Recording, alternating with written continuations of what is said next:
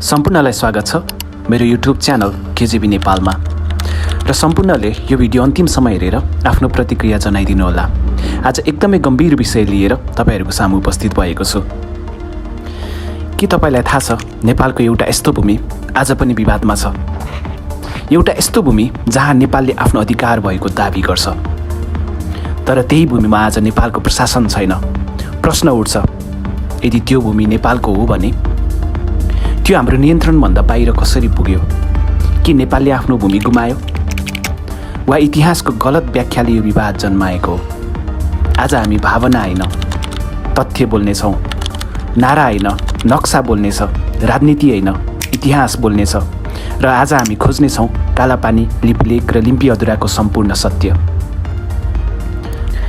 यस विवादको जरा बुझ्न हामी 200 वर्षभन्दा पछाडि फर्कनुपर्छ। समयका पानाहरू पल्टाउँदा हामी पुग्छौँ सन् 1814मा। नेपाल र ब्रिटिस इस्ट इन्डिया कम्पनी बीच युद्ध सुरु भयो।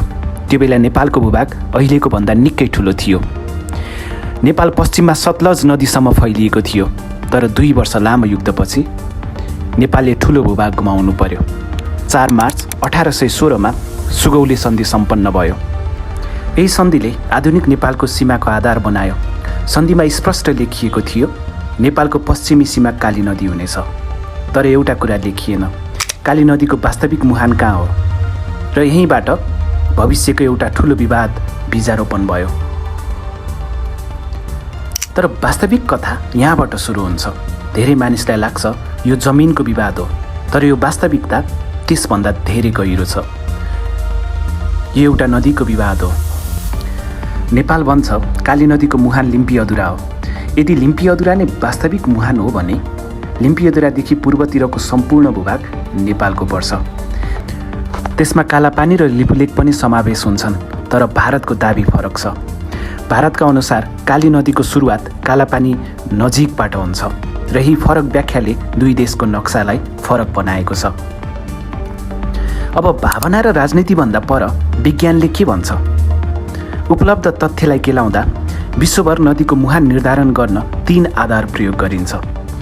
आउनुहोस् बुझौँ ती मुख्य 3 आधारहरू के हुन् त?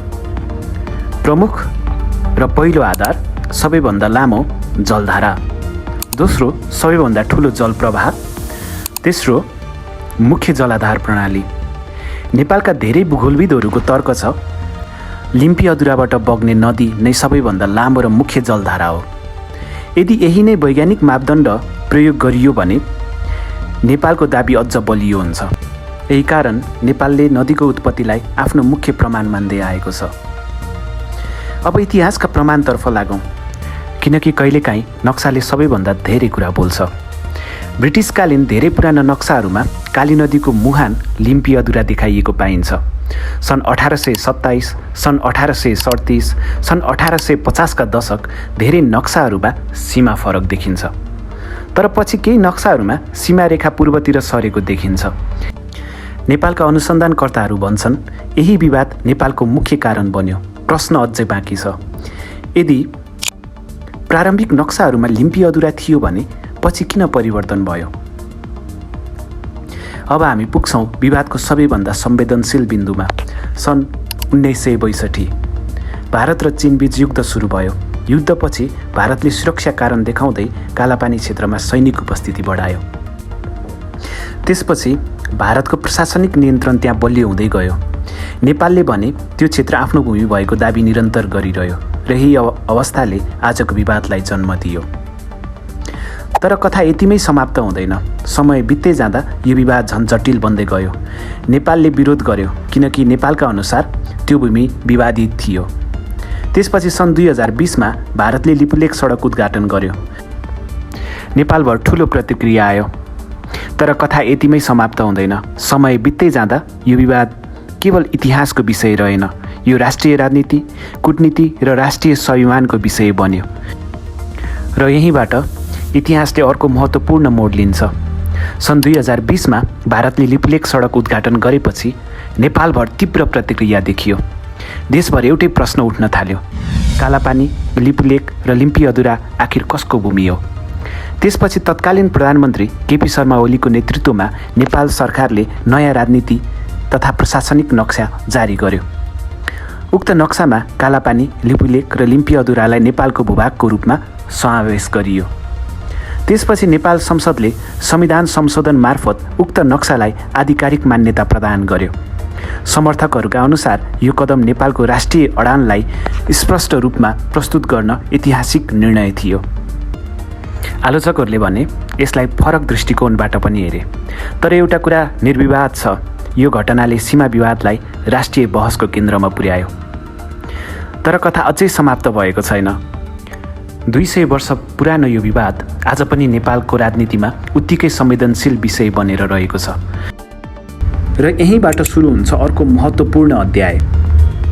हालै प्रधानमन्त्री बालेन शाहको एउटा अभिव्यक्तिले नेपाल र भारत सीमा विवादलाई फेरि राष्ट्रिय बहसको केन्द्रमा ल्यायो। संसदमा बोल्दै उनले एउटा यस्तो भनाइ दिए जसले देशभर ठुलो चर्चा र विवाद सिर्जना गर्यो। बालेन शाहले भने, डिप्लोमेटिक रूपमा टेबल टक, तपाईहरूलाई एउटा कुरा अचम्म लाग्छ होला, मैले पनि अस्ति प्रधानमन्त्री भएपछि नै थाहा पाएँ भारतले नेपालको जग्गा मात्रै होइन, नेपालले पनि भारतको जग्गा धेरै ठाउँमा मिचेको रहेछ।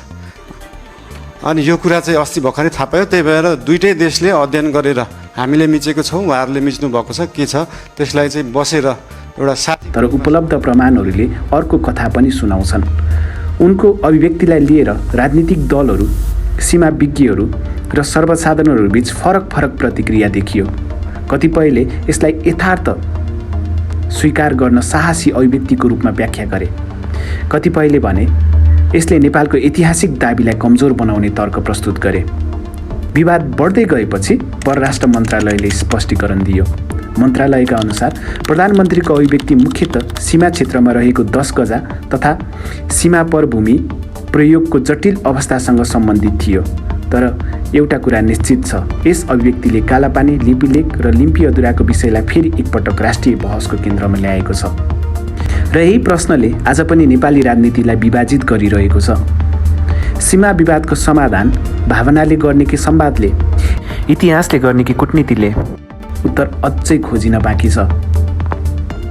अब प्रश्न उठ्छ, 200 वर्ष बितिसक्दा पनि यो विवाद किन समाधान हुन सकेन? विश्लेषण गर्दा 5 प्रमुख कारण देखिन्छ।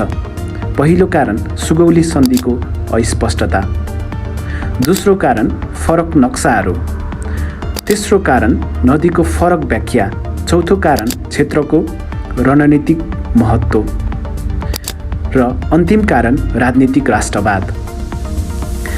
200 वर्षभन्दा बढी समय बितिसकेको छ। सरकारहरू बदलिएका छन्, नेताहरू बदलिएका छन्, नक्साहरू बदलिएका छन्, तर एउटा प्रश्न अझै उस्तै छ।